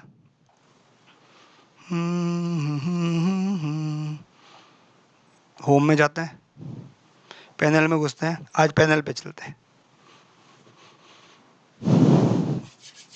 एक्चुअल में क्या वहां की पीपीटी बन जाती है, मुझे इसकी अलग से पीपीटी बनानी पड़ेगी। ये भी रामायण है, कोई दिक्कत नहीं, आ जाइए यहाँ पर। इसकी इंक बड़ी मोटी भी करी जा सकती है। 3 पार्टी, वो छोटी एंट्री होगी, यहाँ कुछ ज्यादा एंट्री होगी। यहां पर कौन है, मोहन। यहां पर कौन था, राम। और यहां पे कौन है, हरि। कोई दिक्कत नहीं। अब इस बंदे ने खरीदा माल कि इस बंदे ने बेचा माल, सर मोहन ने बेचा किसको, राम को। एंट्री क्या होगी, Ram account debit to sale 10,000 रुपए का। फास्ट फास्ट लिख देते हैं। इस बंदे ने खरीदा, एंट्री क्या होगी, purchase account debit to Mohan account. ठीक है, कितने हजार रुपए, 10,000 रुपए। ये ऐसा आप एक बार डायग्राम बनाना और आप भी अपने हिसाब से एंट्री करना। ठीक है, अब देखो मोहन इसके ऊपर बी आर लिखेगा, ये एक्सेप्ट करेगा, जिसको बी आर मिल जाएगा, बी आर मिलेगा तो एंट्री क्या करेगा, B R account debit to Ram account. कितने हजार का बी आर मिला भाई, सर 10,000 का बी आर मिला। कोई दिक्कत नहीं, कोई दिक्कत नहीं। इस बंदे ने बीपी दिया, किसको दिया, मोहन को, है ना। तो Mohan account debit to BP कितना हजार, सर 10,000। कोई दिक्कत नहीं। वही बी आर इसने इसको क्या करा था भाई, सर सेल। तो इस बंदे ने उस वाले से अगले वाले बंदे से क्या करा, सर परचेज। ये ड्रॉवर, ये ड्रॉई। अब आपके एक चार्ट बना हुआ है पहले से, इसलिए मैं थोड़ा फास्ट फास्ट लिख रहा हूं क्योंकि हमारा टाइम वैसे ही कम है, खराब नहीं कर रहे। अब देखो इसको बोलेंगे लेखक, यह है स्वीकर्ता। स्वीकर्ता के लिए बीपी होता है, लेखक के लिए बीआर होता है, ये हमेशा ध्यान रखना। ये एक लिखते समय तो लेखक होता है, प्राप्त करने समय पेई मतलब प्राप्त करता होता है। ये यहाँ पर बीआर प्राप्त हुआ, यहाँ पर क्या हुआ, यहाँ पर बीआर प्राप्त हुआ। ठीक है, अब कोई दिक्कत नहीं। अब बीआर 3 महीने बाद ये मोहन किसके पास जाएगा, राम के पास, और कैश लेके आ जाएगा। जब कैश लेके आएगा एंट्री क्या होगी, cash account debit to BR. क्योंकि ये बीआर वापस गया किसके पास, मोहन के पास। मोहन से हम पैसा मांग रहे थे, सॉरी राम से। Ram account debit, Ram account credit, किस्सा खत्म। वापस देखो, राम को माल बेचा और राम से बीआर मिल गया, किस्सा खत्म। राम यहाँ डेबिट, यहाँ राम क्रेडिट, अब कोई एंट्री करने की जरूरत नहीं है। ठीक है। अगर भाई ये कैश अगर इससे आता है राम से और वापस वो बीआर लेके जाएगा, आपकी सब एग्रीमेंट लिखा होता है ना, आपके पास वो एग्रीमेंट पड़ा है, राम बोलेगा इसको मोहन को, भाई साहब आपके पास वो एग्रीमेंट पड़ा है, हाँ एग्रीमेंट पड़ा है, तो ये एग्रीमेंट मुझे दे दीजिए और ये कैश ले लीजिए। तो ये बीआर इसको वापस दे देगा, ये से कैश ले लेगा। मोहन के तरीके से सोचो, मोहन आएगा, भाई कैश दे दे, तेरा बीआर ले ले, तो ये से कैश ले लेगा और ये से बीआर दे देगा, तो अमाउंट प्राप्त हो गया इसे, अमाउंट रिसीव, ये अमाउंट रिसीव हो गया। अब ये अमाउंट पेड करेगा तो क्या करेगा भाई, किसको पेड करेगा, इससे कैश जाएगा टू कैश, किसका गया भाई, बीआर आ गई इसके पास वापस, है ना, बीपी का, ये बीपीसीआर कर रखी है, बीपी का अमाउंट अकाउंट डेबिट, इसे 10,000 गया। इस तरह से एंट्रियां चलती रहेगी सर। लेकिन एक तो दिक्कत है कि सर क्या दिक्कत है,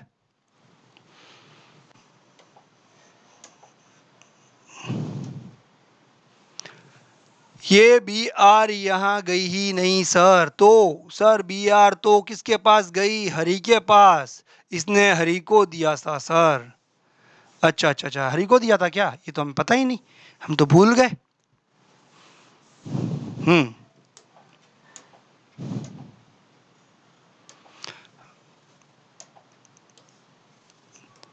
ये एंट्री तो सर आप अलग दिशा में क्यों जा रहे हो, वैसी दिशा में जाओ, क्वेश्चन के अकॉर्डिंग किसी भी दिशा में जाओ, सारा समझ में आना चाहिए। अब इस बंदे के पास बी आर पड़ी है, इस बंदे के पास बी आर पड़ी है, अब क्या हुआ सोचो, इस बी आर से पहले का ट्रीटमेंट सोचो। मोहन ने माल खरीदा हरी से, मोहन ने माल किससे खरीदा, हरी से, तो एंट्री क्या होगी, मोहन की पुस्तकों में सर एंट्री होगी, मोहन की पुस्तकों में एंट्री होगी हरी से माल खरीदने पर,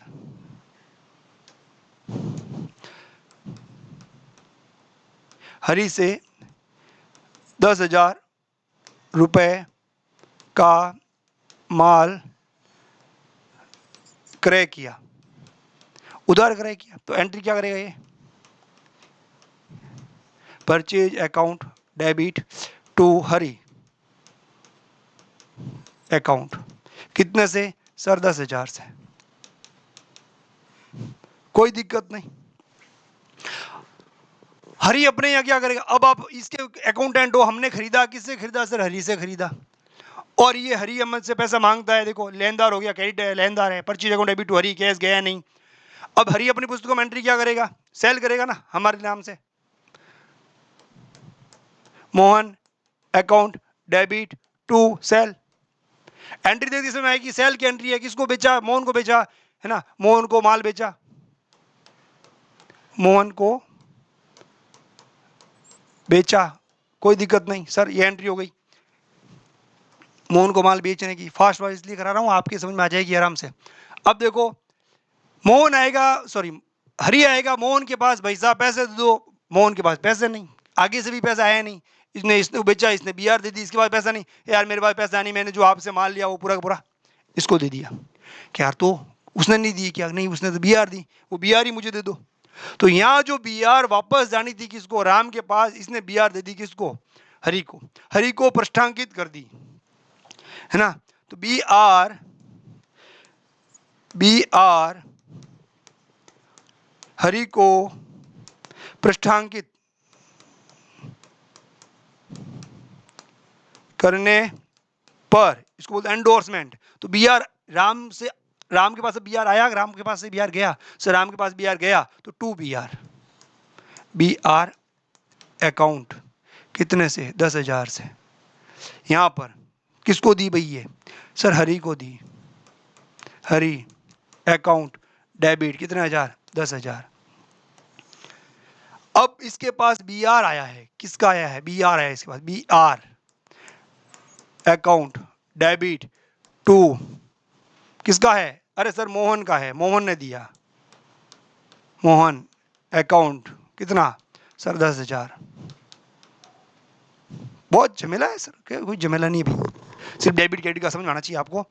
अब मोहन ने आगे बी आर शिफ्ट कर दी, ये बी आर तो मोहन की लिखी हुई है, मोहन की मानी जाएगी, है ना, अब ये है उसके ऊपर नाम, भाई स्वीकर्ता कौन है, हरी, सॉरी ये राम, तो हरी किसके पास जाएगा, एंड में राम के पास जाएगा, अब यहां से आपका मामला होता है स्टार्ट उस क्वेश्चन का, ये पीछे का बैकग्राउंड है, उस क्वेश्चन का बैकग्राउंड है, और फाइनल एंट्री समझनी है, इस बैकग्राउंड को आपको समझना पड़ेगा, है ना।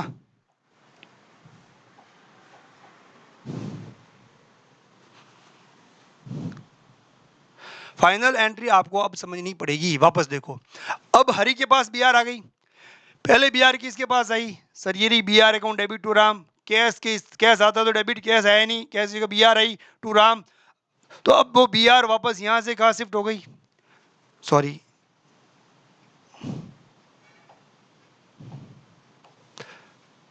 अब बीआर यहां से कहां शिफ्ट हो गई, सर बीआर डेबिट थी या क्रेडिट हो गई, किसके पास चली गई, हरि के पास चली गई, कोई दिक्कत नहीं। यहां तक के ट्रांजेक्शन में ये देखिए, राम अकाउंट डेबिट था, राम को माल बेचा, राम वापस क्रेडिट हो गया, राम का खाता खत्म हो गया, डेबिट प्लस माइनस वाला सिस्टम, डेबिट का क्रेडिट मतलब उल्टा हो गया, खाता खत्म हो गया। अब हम राम से पैसा नहीं मांगते, हम बीआर से पैसा मांगते हैं, मतलब बीआर जब राम के पास जाएगी तो क्या सजेगा, बट बीआर तब राम के पास गई नहीं, बीआर कहाँ चली गई, हरि के पास। अब हरि से बीआर कहाँ जाएगी, राम के पास, तो राम लेके गया भाई, मोहन देखो यहाँ पे डेबिट था, अब हरि मोहन से पैसा नहीं मांगता, Mohan account debit to Hari, sorry Mohan account debit to sales, और वापस BR account debit to Mohan, अब मोहन यहाँ पर डीआर, यहाँ पर मोहन वापस क्या हो गया सीआर। अब हरि मोहन से भी पैसा नहीं मांगेगा, अब हरि सीधा कि मोहन का खाता डेबिट होके वापस मोहन का खाता क्रेडिट हो गया, अब हरि मोहन से भी नहीं मांगेगा, अब हरि भाई साहब किससे पैसा मांगेगा, राम से। हरि गया दौड़ा दौड़ा बीआर लेकर, भाई साहब राम जी राम जी राम जी पैसे दे दो, साला राम तो निकला नहीं, रावण निकला। इसने कहा नहीं, नहीं है मेरे पास पैसे, आपको बीआर दी मोहन ने क्यों दी, इसकी और इसकी दुश्मनी हो गई होगी, कोई भी कारण हुआ होगा, या इसके पास पैसे नहीं होंगे, मना कर दिया। राम के बजाय रावण निकला भाई, ये रावण ने इसको मना कर दिया, भाई नहीं है मेरे पास पैसे। तो भाई अब जो रिवर्स बैकग्राउंड खड़ा होगा, वापस सोचो, इधर देखो, राम बेचारा वो बीआर लेके वापस आएगा, यहाँ पर आके मैं उसके मुनीम जी हमको बोलेगा, सर बीआर डिसऑनर हो गई, क्या हो गई, बीआर। अब जो एंट्री आ रही है ना बेटा, ये आपके उसमें पूछा है, अनादर होने की प्रविष्टि के बारे में पूछा है ना। अब ये एंट्री जो होगी वो आपके काम आएगी, बीआर डिसऑनर।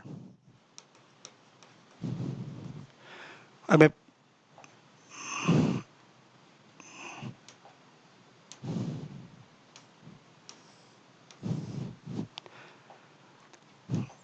फिर और गड़बड़ होगा मामला, बीआर अनादृत,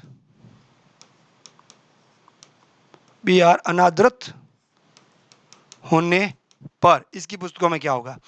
अब मोहन डेबिट था, मोहन को क्रेडिट करके खत्म कर दिया, मोहन 10,000 से डेबिट था, ये देखो 10,000 से डेबिट था, 10,000 से वापस क्रेडिट करके खत्म कर दिया। अब भाई ये मोहन से पैसा नहीं मांगता है, राम से पैसा मांगता है, राम ने मना कर दिया, वापस आके अब किससे मांगेगा, सर मोहन से मांगेगा, लेकिन मोहन तो डेबिट से क्रेडिट होके खत्म हो गया, वापस डेबिट कर देगा, तो वापस क्या करेगा, मोहन अकाउंट डेबिट कितने हजार से, सर 10,000 से, वापस पैसा पैसा फेंकेगा मुंह पे, नहीं सर पैसा क्यों फेंकेगा, पैसा तो लेना है, ये बीआर फेंकेगा वापस, जा भाई टू बीआर, बीआर क्वेश्चन लिखेगा डिसऑनर, ये लिखेगा और एंट्री ठोक देगा, ये बीआर आया मोहन से, बीआर वापस गया मोहन को, भाई पैसा मिला नहीं। अगर आप गए हरि की पुस्तकों में अनादर्थ की एंट्री किया तो मोहन टू बीआर, कोई दिक्कत नहीं। यहां आ जाइए वापस, यहां पर Ram account debit to sale, BR account debit to Ram, purchase account debit to Hari, BR account debit sorry Hari account debit to BR, ये सारी एंट्री आपको एकदम सीक्वेंस से समझ में आ रखी है, ठीक है। अब इसके पास आ गया बीआर वापस, क्या आ गया भाई बीआर वापस। अब ये क्या करेगा, राम से पैसे मांगना था, राम अकाउंट डेबिट टू क्या करना था, सेल कर दिया। अब राम को इसने वापस क्या कर दिया, यहाँ पर credit, BR account debit to Ram, तो इसका मतलब क्या हो गया भाई, राम डेबिट है और वापस राम क्या है, सो राम क्रेडिट है, इसका मतलब अब राम से पैसा ये मांगता था, यहाँ पे क्रेडिट करने के बाद राम से पैसा नहीं मांगता है, लेकिन अब बीआर यहाँ कैंसिल हो गई, ये इसे वापस मांगने लग गया, तो ये बंदा भी राम से वापस मांगने लग गया, तो सीधा सा बोलेगा राम भाई अब बीआर बीआर का खूब हो गया नाटक, अब हम बीआर बीआर नहीं खेलेंगे, तो भाई आजा पैसा लेके आ, तो राम को वापस बनाएगा डेटर देनदार, राम अकाउंट डेबिट, पैसे दे भाई कितने 10,000 रुपया, तुझे मैं वापस डेबिट बना रहा हूं, हरी सीआर था, हरी को वापस डीआर करके खत्म कर दिया। हरी लेनदार था, purchase account debit to Hari, purchase किया हरी से तो हरी इसका लेनदार, यहाँ पे डीआर कर दिया, दे दिया पैसा टू किससे, बीआर से। अब लेकिन बीआर डेबिट बीआर क्रेडिट ये हो गई है, ये बीआर डेबिट से क्रेडिट खत्म हो गई है, ये वापस बीआर का खाता नहीं खोलेगा भाई। बार बार बीआर डेबिट बीआर क्रेडिट करने से कोई मतलब नहीं, तूने बीआर का मना कर दिया, वो बीआर तेरे पास लाने से कोई मना नहीं। अब तेरा खाता वापस अनादरण करेंगे, खोलेंगे, है ना। तो राम अब ये हरि को क्या बोलेगा, भाई हरि तू मेरे से वापस पैसा मांगता है, मोहन बेचारा हरि को क्या बोलेगा, तू अब मेरा वापस से लेनदार है, यहाँ तू लेनदार था, मैंने देनदार करके खत्म, सीआर था डीआर करके खत्म, लेकिन अब तुझे वापस सीआर करूंगा। यहाँ पर तू सीआर था 10 से, बीआर के लफड़े में तुझे वापस क्या कर दिया था, डीआर कर दिया था, इस बीआर के लफड़े में तुझे डीआर कर दिया था। अब हम भाई तुझे वापस सीआर कर देते हैं टू हरी, हरी अकाउंट। अब मैं बीआर वीआर के लपड़े में नहीं पढ़ूंगा, पढ़ गया वो बहुत है, इससे ली आगे दी वापस दी, पागल हो जाऊंगा भाई मैं तो। मेरा देनदार कौन, राम देगा, मैं हरि को दूंगा।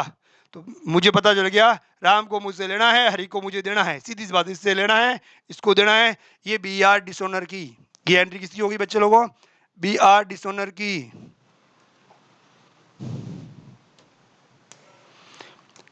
बी आर डिसऑनर की मतलब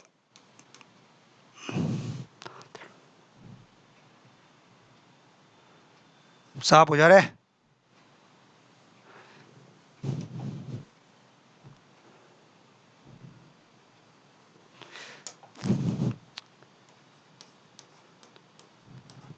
अनादरण की, बी आर अनादरण की एंट्री होगी, Ram account debit to Hari.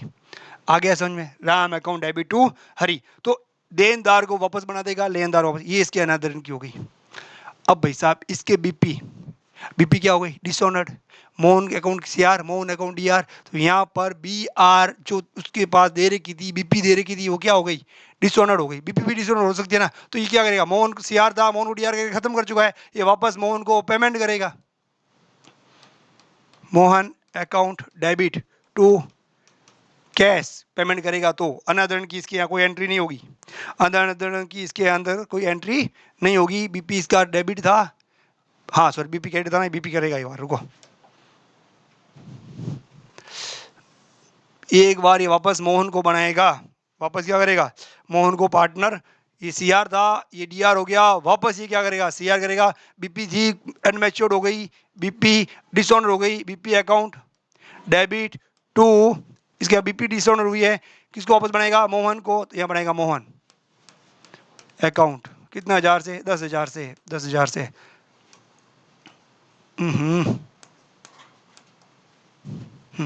ये हो गई। फिर इस मोहन को करेगा payment cash to, Mohan account debit to cash, payment करने की फाइनल एंट्री, तो अनादरण तक पूछी जाती है। ये रही इसके मोहन की पुस्तकों में पार्टी टू पार्टी वाली होगी, अब बीआर से वो कोई लेना देना नहीं रखेगा। अब आ जाते हैं बच्चे लोगों, इसको मैं हाथ से हेडिंग वाइज अच्छे से नोट्स बना के उस पीपीटी में डाल दूंगा, आप देख लेना, ठीक है। आ जाते हैं वापस हम पीपीटी वाले उस क्वेश्चन में, उसके एंट्रीज के अब आंसर देखते हैं क्या क्या हुए हैं।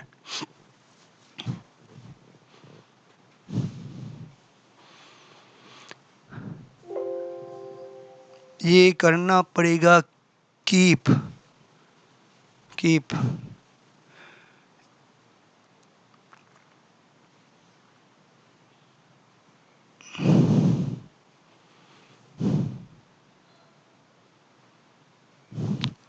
आ जाइए भाई इस क्वेश्चन में,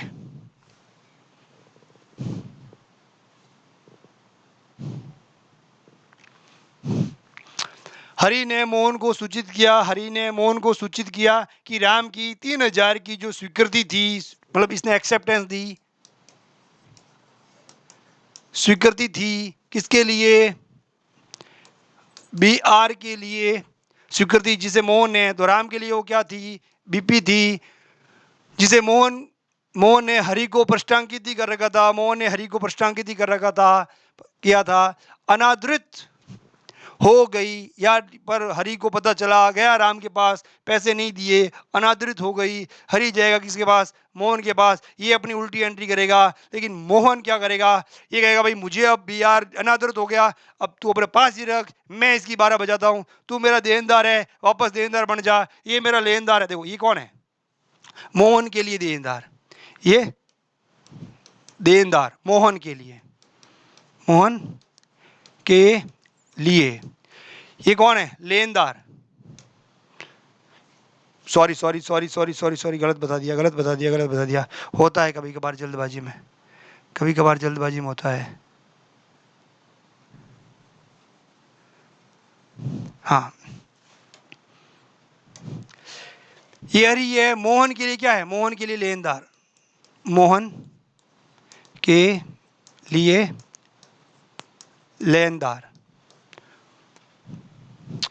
ये राम है जो मोहन के लिए क्या है? राम, मोहन के लिए देनदार।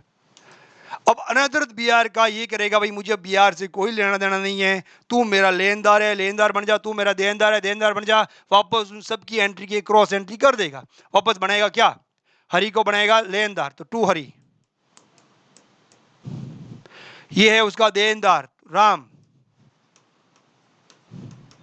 डेबिट कितने हजार से?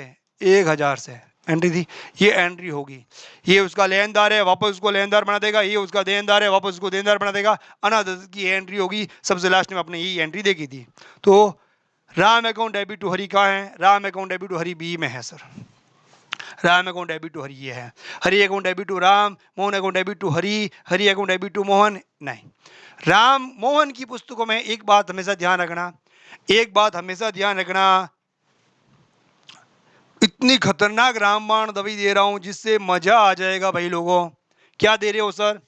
व्यापार का मालिक जब भी पैसे देगा, हम व्यापार के मालिक के नाम से एंट्री नहीं करेंगे, हम कैपिटल के नाम से एंट्री करेंगे। व्यापार का मालिक जब भी पैसा लेगा तो व्यापार के मालिक के नाम से एंट्री नहीं करेंगे, हम ड्राइंग के नाम से करेंगे। इतनी इंपॉर्टेंट एंट्री है जो बिजनेस में बिजनेस का स्वामी खुद पैसे दे रहा है और हम एंट्री कर रहे हैं कैपिटल से, ले रहा है तो एंट्री कर रहे हैं ड्राइंग से। हम उस पतलू लाल का खाता खोल रहे हैं क्या नाम का? सर उसके नाम का नहीं खोल रहे। तो मोहन की पुस्तकों में मोहन का खुद का नाम एंट्री में नहीं आएगा। तो जहां जहां मोहन है वहां कट कर दो, ये एंट्री कट हो गई सर। मोहन ना तो डेबिट होगा ना मोहन क्रेडिट होगा। खुद की पुस्तकों में खुद का नाम पॉसिबल नहीं। खुद की पुस्तक, खुद का ही बिजनेसमैन, वो खुद का नाम क्यों लिखेगा? उसको पता है मैंने दिया कैपिटल, मैंने लिया ड्राइंग, तो मेरे नाम की एंट्री करने की जरूरत कहाँ? उसके नाम की एंट्री नहीं होगी। तो यहाँ मोहन है, यहाँ हरिराम है, यहाँ मोहन है, और ये हरि और मोहन है, ये भी एंट्री गई। तो सर अब दोनों में से एक सही होगी। ठीक है। अब मोहन की पुस्तकों में देनदार कौन है? देने वाला ये है, लेने वाला ये है। देनदार डेबिट, लेनदार क्रेडिट। डेटर में से क्या होता है? डेबिट। क्रेडिट में से क्या होता है? क्रेडिट। क्योंकि एसेट क्या होती है? डेबिट। लाइबिलिटीज क्या होती है? क्रेडिट। कह रहा हूं ना, कुछ कॉन्सेप्ट याद रखने के लिए आपको उसके पीछे के बैकग्राउंड खड़े रखने पड़ेंगे। देनदार होता है भी हमारा, हमारा पैसा कहीं और पड़ा है, वो हमारी संपत्ति है। संपत्ति हमेशा डेबिट होती है, देनदार हमेशा डेबिट होता है। ऐसे सोच लो हम बेचते हैं माल, बेचेंगे तो पार्टी क्या होगी? डेबिट। देनदार account debit to sales. Purchase करेंगे तो पार्टी होगी लेनदार, तो लेन परचेज अकाउंट डेबिट टू लेनदार, परचेज अकाउंट डेबिट टू लेनदार, मतलब क्रेडिटर्स। तो क्रेडिटर तो है सीआर। तो ये है हमारा लेनदार, ये है हमारा देनदार। मोहन ने लिखा, लिखने वाला लेखक ये कौन है? लेखक। लेखक ही क्या करता है? प्राप्त करता। प्राप्त करता। ये प्राप्त करता किससे प्राप्त करेगा? सर राम से। तो राम इसका क्या है? देनदार। मोहन इसका क्या है? लेनदार। तो एंड में जब अनादर हो जाती है बी आर, तो मोहन कहता है भैया मुझे बी आर से कोई लेना देना नहीं है, तू मेरा क्या है? कि सर लेनदार। तू मेरा क्या है? देनदार। वापस बन जा देनदार, वापस बन जा लेनदार। हरी अकाउंट। हाँ भाई ठीक है। तो ये एंट्री कहाँ है सर? ये एंट्री है यहाँ पर, Ram account debit to Hari, ये एंट्री। इसका कॉन्सेप्ट हो गया। जो मैंने पीछे बैकग्राउंड बनाया था ना, उसका with line to line, entry to entry, बिल्कुल डिटेल में सारे ट्रांजेक्शन। इधर इसके भी सारे ट्रांजेक्शन, इसके भी, इसके ये होता है, ये हो जाता है, ये हो जाता है, ये हो जाता है। पूरा एकदम चार्ट बना के लेके आ जाऊंगा डिटेल में और समझा दूंगा। ये कॉम्प्लिकेटेड चीजें हैं। और अगर ये आगे प्रश्नांकित नहीं भी करें तो मोहन होता है लेखक और मोहन होता है प्राप्तकर्ता। तो दो कंडीशन होती है, स्वीकृति से पहले होता है लेखक, स्वीकृति के बाद होता है प्राप्तकर्ता। तो तीन पक्षकार होते हैं। तो वो बी आर के कितने हैं? सॉरी, बिल्स ऑफ एक्सचेंज के कितने पक्षकार होते हैं? 3। सर कैसे? जब ए बी पर बिल लिखेगा तो होता है लेखक, बिल बी के पास जाएगा, बी करेगा सिग्नेचर, और बी जैसे ही वापस बी आर किसको देगा? बिल लिख के भेजा, सेंड किया और बी आर अब प्राप्त किया एक्सेप्ट होने के बाद।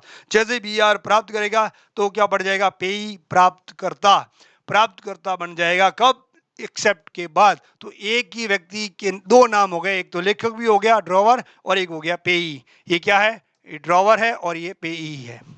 आ गया समझ में। तो भाई साहब जरूरी नहीं है तीसरी पार्टी को पृष्ठांकित करें, ठीक है। अब इसने पृष्ठांकित कर दी, मतलब एंडोर्समेंट कर दिया। अब भी कितना पार्टनर, ये इसको देगा, ये इसको आगे दे दिया ना, तो भाई अभी भी कितने हैं, एक तो लेखक एक प्राप्तकर्ता। पृष्ठांकित करने पर प्राप्तकर्ता कौन होता है, पृष्ठांकित प्राप्तकर्ता होता है। पृष्ठांकित नहीं करता है तो प्राप्तकर्ता कौन होता है, प्राप्तकर्ता मोहन ही होता है। तो बिल्स ऑफ एक्सचेंज के खूब सारे क्वेश्चंस हो सकते हैं बेटा। कॉन्सेप्ट पूरा क्लियर रखना, चारों तरफ से क्रिस्टल क्लियर होना चाहिए। लेखक, स्वीकृति करता, पृष्ठांकिती, पृष्ठांकिती क्या करता है, लेखक से प्राप्त करता है। दूसरी बात, पृष्ठांक अगर मोहन ने किसी को भी पृष्ठांकिती नहीं करी तो मोहन अपने आप में दो पक्षकार होता है, एक तो लेखक के रूप में और एक प्राप्तकर्ता के रूप में। तो फाइनली दे, ये जो होती है बिल्स ऑफ एक्सचेंज, विनिमय विपत्र, विनिमय विपत्र में कितने पक्षकार होते हैं, 3। चाहे ये आगे बेचे चाहे आगे नहीं बेचे, उत्तर होना चाहिए आपका 3 पक्षकार होते हैं, ठीक है। आज के लिए इतना ही। बहुत बहुत धन्यवाद साथ देने के लिए, मुझे देखने के लिए, मुझे झेलने के लिए। कम टाइम बचा है, गारंटी से कहता हूँ आप मुझे देखते रहिए, देखते रहिए, देखते रहिए। मैं ऐसे नहीं बोल रहा कि आप नोट्स बनाइए, कह रहा हूँ मुझे देखिए, मेरी यहाँ की जो पीपीटीज आ रही है उनको मोबाइल में डाउनलोड कर लीजिए। जैसे टाइम मिलता रहता है वापस देखते रहिए, देखते रहिए, देखते रहिए। क्रिस्टल क्लियर हो जाएगा, मेरे साथ साथ अच्छे से समझते रहिए। टाइम दीजिए मुझे 20 जनवरी तक। आपको लगेगा सर मजा आ गया, क्या इससे भी मटेरियल उठा रहे हैं, 80% एक्यूरेसी। 80% एक्यूरेसी का मतलब समझते हो, 75 का 80% आ जाएगा। 25 क्वेश्चन में से आपके 20 क्वेश्चन तो 100% सॉल्व होने लगी जाएंगे, क्योंकि मैंने जो भी ये 10 क्लासें ली है ना, सभी टॉपिकों का बैकग्राउंड खड़ा कर दिया है, मतलब उनकी बेस खड़े कर दिए हैं। अब जब भी मैं आगे पढ़ाऊंगा ना, तो कुछ रूल्स और नियम और रेगुलेशन से पढ़ाऊंगा जो आपको याद रखना है। कौन कौन सा याद रखना भाई सर, एक तो कैश आता है और जाता है, आता है तो डेबिट, जाता है तो credit, rules number 1। Rules number 2, asset. Asset क्या होती है बेटा, डेबिट, बढ़ेगी तो और डेबिट, घटेगी तो सर क्रेडिट, ठीक है सर। लायबिलिटीज क्या होता है सर, लायबिलिटीज होती है सर क्रेडिट, प्लस करेंगे तो क्रेडिट, माइनस करेंगे तो डेबिट। कैपिटल क्या होती है भाई, क्रेडिट, प्लस करेंगे तो क्रेडिट, माइनस करेंगे तो डेबिट। आज एक नई चीज बता रहा हूं, प्रॉफिट। प्रॉफिट हमेशा क्या होते हैं, क्रेडिट, प्लस होंगे तो क्रेडिट, माइनस होंगे तो डेबिट एंट्री में। लॉस क्या होते हैं भाई, हमेशा डेबिट। अगर लॉस बढ़ेंगे, लॉस बढ़ता ही जा रहा है, बढ़ता ही जा रहा है, डेबिट होता जाएगा। लॉस घटता ही जा रहा है, घटता ही जा रहा है, तो क्रेडिट होता जाएगा। ये चीजें याद रख लो ना भाई। अब एसेट कौन कौन सी होती है, व्यापार में जो भी सारी वस्तुएं होती है वो सब एसेट होती है। वस्तुओं के अलावा कुछ व्यक्ति भी हमारी संपत्ति होती है, जैसे एक्रूड इनकम हमने कमा ली लेकिन प्राप्त नहीं हुई, किसी और व्यक्ति के पास पड़ी है। माल बेचा, उधार बेचा, देनदारों के पास माल पड़ा है, विनियोग कर रखा है कहीं और, हमने पैसा वहां पड़ा है, वो सब हमारी क्या संपत्ति है। हमारा पैसा बैंक में पड़ा है, बैंक भी हमारी संपत्ति है। बैंक नहीं रे, बैंक हमारी संपत्ति नहीं है। बैंक के अंदर जितना रुपया पड़ा है उतने रुपए की संपत्ति बैंक के नाम से हमारे पास रहती है, ये है ना। इसलिए बैंक हमारी संपत्ति है, सर ने कहा था बैंक का खाता खोला, बैंक हमारी संपत्ति है, कल जाके उनको भगाओ, रात को हम यहीं सोएंगे, ये हमारी संपत्ति है। अरे ऐसा नहीं है रे भाई, बैंक के अंदर जितना खाता खोल रखा है, जितना रुपया आपने जमा कर रखा है, वहां का वो रुपया आपकी संपत्ति है। कैश आपके पास नहीं पड़ा, कैश आपकी संपत्ति है। आपका कैश कहीं और पड़ा है, वो उस नाम से, बैंक के नाम से, वो बैंक में आपकी संपत्ति है कैश। ओके, तो ये आप याद रखो। लाइबिलिटी जिस भी व्यक्ति को बाहर को चुकाना है वो बढ़ गया तो और सीआर करेंगे, वो घट रहा है तो डीआर करेंगे। ये नियम सारे याद कर लो बच्चा, ये आपको अच्छे हो गए ना, तो स्टार्ट से लेकर एंड तक मैं सारा कुछ करा दूंगा। मतलब कह रहा हूँ ना, अब करेंगे अपन अकाउंटिंग इक्वेशन। अकाउंटिंग इक्वेशन को मैं ऐसे तरीके से कराने वाला हूँ जिसमें आपके इंश्योरेंस क्लेम के भी आधे से ज़्यादा कॉन्सेप्ट क्लियर। अकाउंटिंग इक्वेशन आपको अच्छे से आ रही है, जर्नल अगर आपको अच्छे से आ रहा है, पोस्टिंग अगर आपको अच्छे से आ रही है, 3 चीज़ें अगर आपको अच्छी से आ रही है, जर्नल एंट्रीज, अकाउंटिंग इक्वेशन और पोस्टिंग, मतलब खतौनी। और खतौनी के क्वेश्चंस अगर आप अच्छे से करने आ गए तो पार्टनरशिप आपके सामने जीरो। फिर मैं क्या करूँगा पता है, जो मैंने बेस खड़ा कर दिया उनको डिटेलिंग में फास्ट फास्ट, किस्सा खत्म। अब उनकी जो खतरनाक वाले कॉन्सेप्ट है पार्टनरशिप की, खतरनाक वाले कॉन्सेप्ट है अपने इंश्योरेंस क्लेम के, खतरनाक वाले कॉन्सेप्ट है अपने सर्विस के सिंगल एंट्री सिस्टम के, वो करा दूंगा। खतरनाक खतरनाक वाले सारे, बाकी बेस फंडामेंटल से सारा क्लियर हो जाएगा। फिर अपन इन सब टॉपिकों की उठाएंगे theory, theory wise theory. Reason क्या है, सबको अपन छू छू के आगे, छू छू के क्या 80% करके आगे, प्रैक्टिकल सारा कर लिया, अब प्रैक्टिकल की ही थ्योरी बनती है। अब उस थ्योरी को अपन कैसे हैंडल करना है, बढ़िया 1 6 घंटे की क्लास लूंगा ना मैराथन, सारी थ्योरी क्लियर गारंटी से। एक बार कोर्स कर लीजिए, फिर एक मेरी 6 घंटे की मैराथन देख लीजिए, 100% कोर्स क्लियर हो जाएगा। ज़्यादा अपन वीडियो नहीं देंगे आपको, मान लो 1 घंटे 20 मिनट, 1 घंटे 30 मिनट के 20 वीडियो देख लिए, किस्सा खत्म, कोर्स पूरा 40 घंटे में, 40 घंटे में कोर्स पूरा। ठीक है, इतना फास्ट कोर्स कोई नहीं देगा। अगर आपके कॉन्सेप्ट अच्छे हैं, फंडामेंटल सारा क्लियर है, तो बेटा आप आराम से 20 25 घंटे में, आगे वाले 20 25 घंटों में सारा कोर्स कर लोगे मेरे साथ। Okay, bye bye, good night, सो जाओ। अगर नाइट में देख रहे हो, दिन में देख रहे हो तो गुड आफ्टरनून। मैं नाइट में टाइप क्लास दे रहा हूँ तो गुड नाइट। अब मैं सोने जा रहा हूँ।